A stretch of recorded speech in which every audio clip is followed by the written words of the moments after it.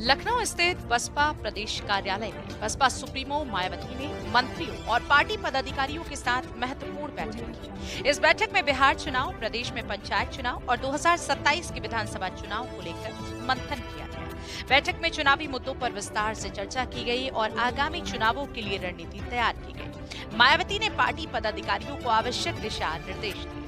गौरतलब है कि बीते 9 अक्टूबर को काशीराम की पुण्यतिथि पर आयोजित रैली में मायावती ने अपनी राजनीतिक ताकत का प्रदर्शन किया था। इस रैली में उमड़ी भीड़ ने विपक्षी दलों में हलचल मचा दी है। अब सबकी नजरें 2027 के चुनाव पर टिकी है। मायावती की इस रैली को उनकी राजनीतिक वापसी के तौर पर देखा जा रहा है। अब देखना यह है कि 2027 के चुनाव में बसपा का प्रदर्शन कैसा रहता है और इसका उत्तर प्रदेश की सियासत पर क्या प्रभाव पड़ता है।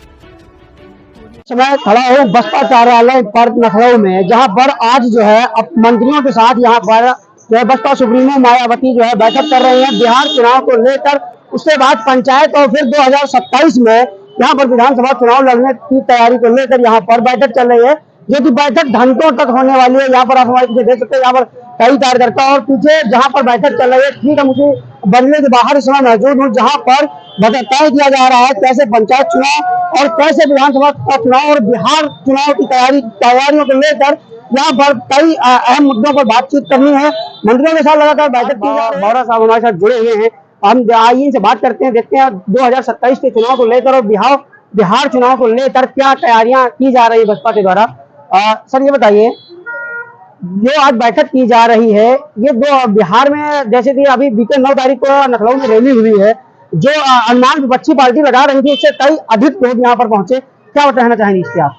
देखिए बहन जी, जब भी अपने समाज के लोगों को या पार्टी के लोग से आह्वान करती है तो लोग जो है अपना सारा काम छोड़ करके और बहन जी के आदेश का पालन करने का काम करते हैं। आप लोगों ने पहले भी देखा होगा, बहुजन समाज पार्टी ने या बहन जी ने जब आदेश किया तो बड़े बड़े ग्राउंड भरने का काम बहुजन समाज पार्टी के लोगों ने, उनके समाज के लोगों ने करा है। तो ऐसा नहीं है, देखिए जब बहन जी का आदेश होता है तो उसका मजबूती के साथ पालन होता है। अभी जो लोकसभा का चुनाव हुआ है पीछे, इसमें प्रत्याशी भी नहीं उतारे गए और अचानक जो है राजनीति में वापसी करने का क्या उद्देश्य है? देखिए ऐसा है कि राजनीति में पता नहीं होता कि कब क्या हो जाए, क्या परिस्थितियां हो जाएं, और यहाँ खास तौर पर जब ऐसे बड़े सूबे का आप नेतृत्व कर रहे होते हैं तो आपकी एक आवाज उन लोगों के अंदर जान फूंकने का काम करती है। क्या माना जाए कि बिहार के चुनाव को लेकर तैयारी की जा रही है या यूपी के चुनाव को लेकर तैयारी की जा रही है? देखिए चुनाव की तो पूरे देश की तैयारियां हैं, लेकिन फिलहाल की जो हमारा जो बेस वोट बैंक है वो उत्तर प्रदेश में ज्यादा निर्भर करता है, तो उत्तर प्रदेश पे हम लोगों का ज्यादा फोकस है। क्या 2027 में सरकार बन पाएगी या बसपा बनेगी? क्यों नहीं बनेगी? बहन जी ने पुरजोर तरीके से जो है इस चीज पे फोकस करा है। बहन जी ने 9 तारीख को हरे मंच से जो है आगाज करा है कि हम लोग सरकार बना रहे। क्यों नहीं बनेगी सरकार? पहले नहीं बनाई क्या सरकार? पहले भी 4-4 बार सरकार बनी है, 5वीं बार भी बनेगी। हमें बहन जी पर पूर्ण विश्वास है। क्या पंचायत चुनाव को लेकर क्या तैयारियां चल रही है बसपा में? पंचायत चुनाव भी जो है तैयारियों पे है।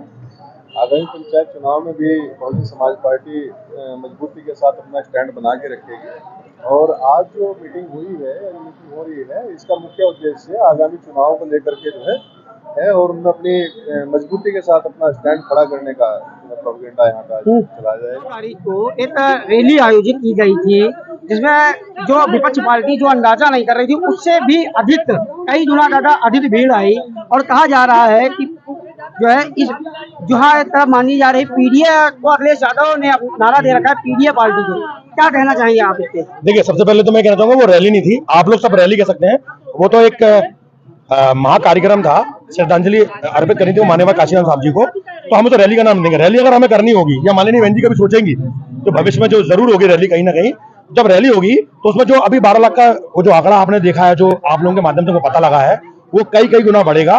और एक मतलब माननीय काशीराम साहब स्मारक स्थल है जो वो उसमें 2-3 लाख तक की जनसंख्या आ सकती है आधी कार्यक्रम से, लेकिन आजू बाजू तक रोड तक पूरा लखनऊ जाम था, तो उस हिसाब से 12-13 लाख की जो जनता आई है, अगर हमको रैली करनी होगी तो हम माता रमाबाई अम्बेडकर का जो आज तक बीएसपी भर पाई है, इसके अलावा कोई भी नेता, कोई पार्टी आज तक उसको नहीं भर पाई है, तो रैली का आयोजन होगा तो वहां होगा।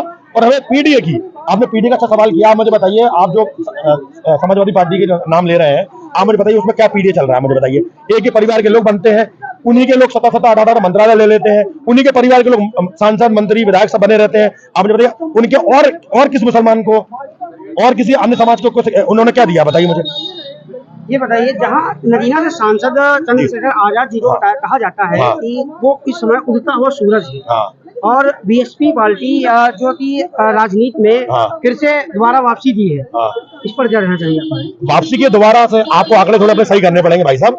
बहुजन समाज पार्टी आज भी भारत की तीसरे नंबर की राष्ट्रीय पार्टी है। अभी 2 महीने पहले आंकड़ा है, 1.5 महीने पहले आंकड़ा आया है, और हमने नहीं दिया, इलेक्शन कमीशन ऑफ इंडिया ने दिया है। तो आप ये तो मत कहिए कि वापस से उभर के आ रही है और ये ऑल दैट, है ना।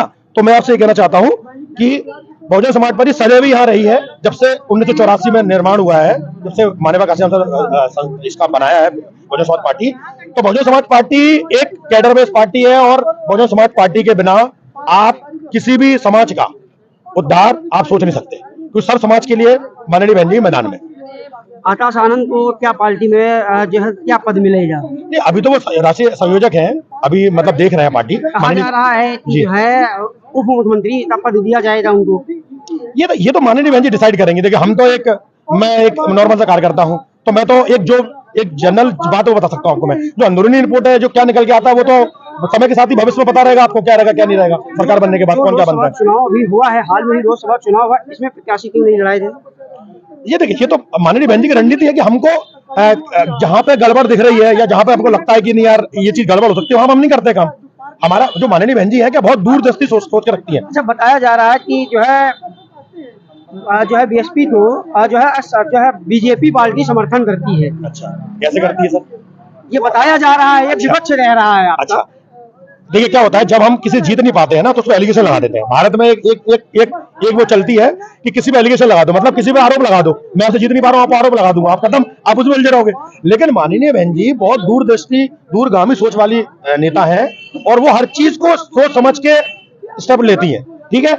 और बोलने से कुछ नहीं होता है कि हम बीजेपी के फंडिंग हो रही है, बीजेपी की पार्टी है। आप बीजेपी पार्टी होती तो हम बीजेपी के थोड़ा मतलब खुलेआम लड़ते हैं क्या? आप बताइए। प्रत्येक चुनाव में प्रत्येक सीट पर बीएसपी लड़ती है। अभी एक वीडियो वायरल हो रहा था कि चंद्रशेखर रावण जो है आजाद समाज पार्टी के, पता था कि जो है मायावती जी से मिलने की भी कई बार कोशिश की गई, लेकिन ये मिलना ही नहीं चाह रही है। मिलना चाह रहे हैं तो आए और कार्यकर्ता बनकर काम करें, सेक्टर बूथ पर काम करें, और माननीय बहन जी मिलेंगे, उसमें क्या दिक्कत है? सब मिलते हैं। अब आप सोचो कि मैं कहीं से उड़ के आऊंगा, बोल रहा हूं, तो ऐसा करना, इतना कोई ऐसा नहीं होता है। आप हर जगह प्रोटोकॉल होता है। मुझे आपके घर आना है तो आपसे समय लेना पड़ेगा, है ना। आपके घर आपसे मित्रता होगी तो आप घर में बैठाएंगे, नहीं होगी तो बाहर से भगा देंगे फोन पर बात करके। आप हर किसी को घर पर बुला खाना कौन खिलाएंगे, या एंट्री नहीं होगी। तो ये तो कहने की बातें हैं कि मैं खड़ो कहीं पर फोन लगा दूंगा, कह दूंगा उनसे बात हुई।